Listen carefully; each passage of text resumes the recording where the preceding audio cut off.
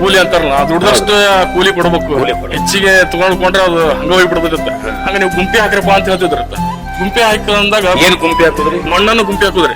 ಮಣ್ಣು ಗುಂಪಿ ಹಾಕಿ ಅವ್ರು ದುಡ್ದಷ್ಟು ಅದನ್ನ ತೆಗೆದು ನೋಡಿದಾಗ ಅವ್ರು ಎಷ್ಟು ದುಡ್ದಿರ್ತಾರ ಅದಕ್ಕೆ ಕಾಯಕಕ್ಕ ಅಲ್ಲಿ ಪ್ರತಿಫಲ ಇರ್ತಿರ್ತದ್ರಿ. ಹಂಗ ಒಂದು ಪವಾಡಗಳನ್ನ ಇಲ್ಲಿ ಈ ಗುಡಿ ಕಟ್ಟಲು ಬಹಳ ಚಮತ್ಕಾರಗಳಾಗಿದಾವ.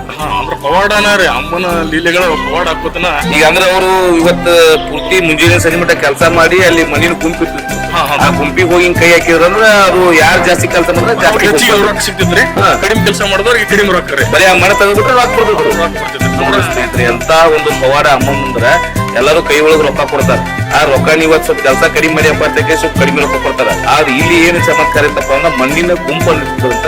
ಆ ಗುಂಪೊಳಗೆ ಹೋಗಿ ಅವ ತಗೊಂಡಾಗ ಅವ್ನಿಗೆ ಇಷ್ಟ ರೊಕ್ಕ ಬಂದ್ರೆ ಯಾಕೆ ಹಾಕಿದ್ರು ಸಹಿತ ಅವ ಕೆಲಸ ಕಡಿಮೆ ಮಾಡಿದ್ರೆ ಅವ್ನಿಗೆ ಅಷ್ಟು ಅಷ್ಟು ರೊಕ್ಕ ಕೊಡ್ತಾರೆ. ಆಮೇಲೆ ಇಲ್ಲಿ ಏನಪ್ಪಾ ಅಂದ್ರ ಅಮ್ಮನವ್ರು ಈ